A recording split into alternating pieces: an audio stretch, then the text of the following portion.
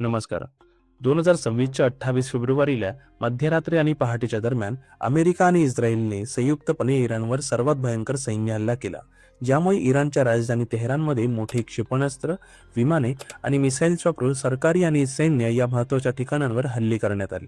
या हल्ल्याचा सर्वात महत्त्वाचा भाग म्हणजे तेथे राहणारे इराणचे सर्वोच्च नेता आणि सर्वात शक्तिशाली व्यक्ती अयातुल्लाह अली खोमेनी यांचा संदेहास्पदपणे मृत्यू झाला आणि त्यांच्या जवळच्या परिवारातील काही लोकही मारले गेले, असे इराणमधील सरकारी माध्यमांनी जाहीर केले आहे. ज्यामुळे हा प्रसंग इतिहासातील एक अत्यंत महत्त्वाचा आणि तणावपूर्ण क्षण बनला आहे. यालाच अनेक आंतरराष्ट्रीय वृत्तपत्रांनी आणि राजकीय विश्लेषकांनी ऑपरेशन एपिक फ्युरी किंवा आंतरराष्ट्रीय स्तरावर 2026 इराण US इस्रायल कॉन्फ्लिक्ट म्हणून संबोधले आहे. व हल्ल्याची पार्श्वभूमी समजून घेताना आपण पूर्वीच्या काही वर्षांपासूनचा इतिहास आणि राजकीय कारणे पाहावी लागतील. कारण एकदा का जागतिक शक्तींमध्ये संघर्ष सुरू झाला की तो केवळ एक दिवसातील घटना नसून अनेक वर्षांच्या तणावाचा परिणाम असतो. इराणचा संघर्ष मुख्यत्वे परमाणु कार्यक्रम, क्षेपणास्त्र क्षमता, क्षेत्रीय प्रभाव, सामरिक राजकारण आणि विविध देशातील विश्वासघात आणि विरोध यांच्या भोवती गुंफलेला आहे. इराणने गेल्या 1.5 दशकात आपला परमाणु कार्यक्रम विस्तृत केला, पण पश्चिमेत त्याकडे नेहमीच एक धोका म्हणून पाहिले आहे. त्यामागे त्यांचा दावा असा आहे की जर इराणला तरंगगोळा सैन्य म्हणून उपलब्ध झाला तर तो केवळ इराणपुरता मर्यादित राहणार नाही, तर मध्य पूर्व आशिया, युरोप आणि जगभरातील सुरक्षा संतुलनच बदलू शकतो. अमेरिका आणि इस्रायल अनेकदा म्हणत आले आहे की इराण न्यूक्लिअर हतियार तयार करण्याच्या मार्गावर आहे आणि हे जगासाठी अतिशय धोकादायक ठरू शकते. म्हणूनच त्यांनी वारंवार इराणला परमहंस शांततापूर्ण चर्चेत सामील होण्याची संधी दिली, परंतु ते यात अपयशी ठरले. ही परिस्थिती इतकी तणावपूर्ण झाली होती की दोन्ही बाजूंनी आपापल्या सैन्य अधिकाराला वाढवले होते. इराणचा शेवटचा सर्वोच्च नेता अयातुल्लाह खोमेनी हा 30 वर्षांपेक्षा जास्त काळ देशावर राज करत होता आणि त्याची भूमिका अमेरिका व इस्रायल यांना अत्यंत प्रतिकूल ठरली होती. कारण तो आपल्या देशाचा मार्ग पश्चिमी प्रभावापासून वेगळा ठेवण्याचा आणि मध्य पूर्वात इराणचा प्रभाव वाढवण्याचा प्रयत्न करीत होता. खोमेनीने 2015 मध्ये कवित खोड्या संवादाचा प्रस्ताव दिला असला तरी नंतर परिस्थिती परत तणावात बदलली आणि 2018 नंतर संयुक्त राष्ट्रातून अमेरिका बाहेर पडल्यावर इराणने पुन्हा हळूहळू परमाणु संवर्धन वाढवले. 2026 मध्ये परिस्थिती इतकी बिकट झाली की काही महिन्यांपर्यंत अमेरिका, इस्रायल आणि इराण यांच्यातील राजकीय चर्चांमध्ये कोणताही ठोस परिणाम झालेला दिसत नव्हता आणि संवादही बंद झाला होता. त्यामुळे अमेरिकेच्या नेतृत्वाने आणि इस्रायली नेतृत्वाने त्यांच्या सैन्य धोरणात बदल केला आणि निर्णय घेतला की इराणच्या धोरणात्मक भागांना थेट लक्ष करून त्यांना कमजोर केले पाहिजे. अमेरिकेचे राष्ट्राध्यक्ष डोनाल्ड ट्रम्प यांनी सामर्थ्य दाखवण्याचा निर्णय घेतल्याचे सांगण्यात आले होते आणि इस्रायली पंतप्रधान बेंजामिन नेतन्याहू यांनीही या हल्ल्याचा पूर्ण पाठिंबा दिला.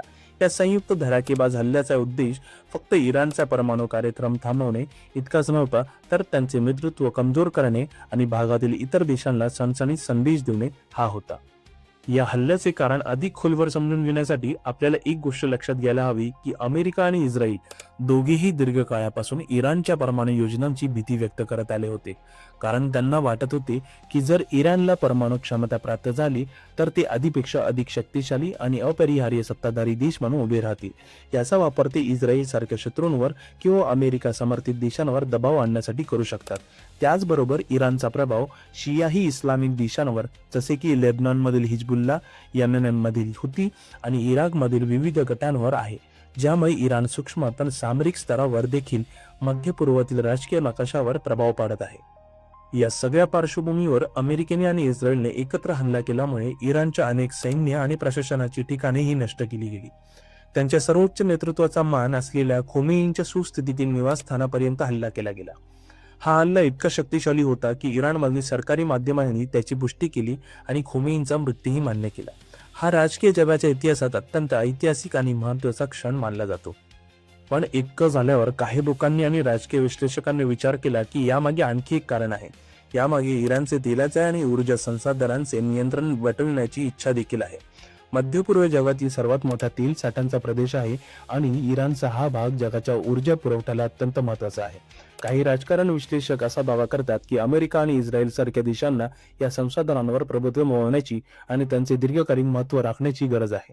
नाहीतर जर इराण सारखे देश त्या तेल बाजारात अधिक सत्ताधारी बनले तर परदेशातील शक्तीला धक्का बसेल. हे प्रत्यक्ष पुराव्याशिवाय एक राजकीय विश्लेषण असलेले मत आहे, पण अशा चर्चाही कोणत्याही मोठ्या युद्धाच्या वेळी समोर येतात.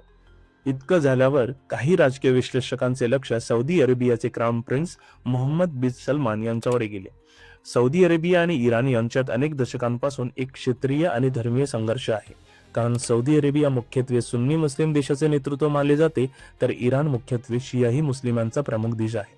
या दोन पंथांमधील राजकीय विभाजनामुळे ते मध्य पूर्वात एकमेकांना संतुलित करण्याचा एक प्रकारचा संघर्ष करत आहेत, ज्याला काही जण नवीन शीतयुद्ध असेही म्हणतात. काही विश्लेषक म्हणतात की सलमान यांनी अमेरिकेला इराण विरुद्ध कठोर धोरण स्वीकारण्यास प्रेरित केले असावे, कारण इराणचा प्रभाव वाढत असल्यास त्या भागात सौदी अरेबियाच्या सत्तेस मोठा धोका होऊ शकतो. अशा मतानुसार सलमान आणि इतर गल्फ देशांनी अमेरिकेवर दबाव टाकला असू शकतो किंवा चर्चा देखील केली असू शकते. परंतु पुरावा नसल्या कारणाने आपण हा एक राजकीय चर्चा आकलन किंवा विश्लेषकांचं मत म्हणून पाहू शकतो, परंतु हे सर्वांगीण सत्य मानणं हे योग्य नाही. या हल्ल्यानं जागतिक स्तरावर अनेक परिणाम वाढवले आहेत, कारण इराणने लगेचच प्रत्युत्तर म्हणून इस्रायलवर सर्वात तीव्र हल्ले केले. त्यामध्ये मिसाईल्स, ड्रोन आणि इतर सैन्य साधनांचा वापर करण्यात आला. तसेच अमेरिका समर्थित देशातील त्यांच्या सैन्यांच्या जागांना सुद्धा निशाणा बनवले. या मधल्याच्या हल्ल्यामुळे दक्षिण लेबनॉन, सिरिया, इराक आणि काही खाडी देशातही संघर्ष भडकला आणि परिस्थिती आणखीन बिकट झाली. या सगळ्याने मध्य पूर्वातील तणाव इतका वाढला की जगभरातील अनेक अर्थव्यवस्थांवर आणि जागतिक व्यापार मार्गांवर परिणाम झाला, विशेषतः तेथील समुद्री मार्ग आणि तेल वाहतुकीवर. हे तणाव इतके वाढले की संयुक्त राष्ट्र सुरक्षा परिषदेला आपत्कालीन बैठक बोलवावी लागली. अनेक देशांनी शांततेचा आग्रह केला आणि संघर्ष थांबवण्यासाठी दबाव आणला, परंतु सध्याच्या स्थितीत संघर्ष अजूनही चालू आहे आणि कोणत्याही तत्काळ समाप्तीचा मार्ग दिसत नाही. यामुळे जागतिक स्तरावर राजकारण, सुरक्षा धोरणे, आर्थिक बाजार आणि भविष्यातील राजकीय संवेदना या सर्व गोष्टींवर परिणाम होत आहे. एकंदरीत सांगायचं झालं तर अमेरिका आणि इस्रायलने इराणवर हल्ला का केला याचं एक कारण नसून अनेक कारणांचा संच आहे, असे ते म्हणतात. एका बाजूला इराणच्या परमाणु आणि सैन्य क्षमतेचा धोका होता, तर दुसरीकडे क्षेत्रीय सत्ता राजकारण, ऊर्जा संसाधनांचे नियंत्रण आणि दीर्घकालीन सामरिक हिताचे विचार होते. यावर काही लोक राजकीय दबाव आणि इतर देशांच्या हितांनी देखील प्रभाव टाकला असावा अशी चर्चा आहे, पण हे सिद्ध करता येत नाही. या सर्व घटना जगाच्या इतिहासाच्या दोरळीत एक अत्यंत महत्त्वाचा बदल घडवून आणत आहेत आणि पुढील काळात त्या शांतता, युद्ध आणि जागतिक सत्तामध्ये कसे बदल घडवतील ते बघणं महत्त्वाचं ठरेल.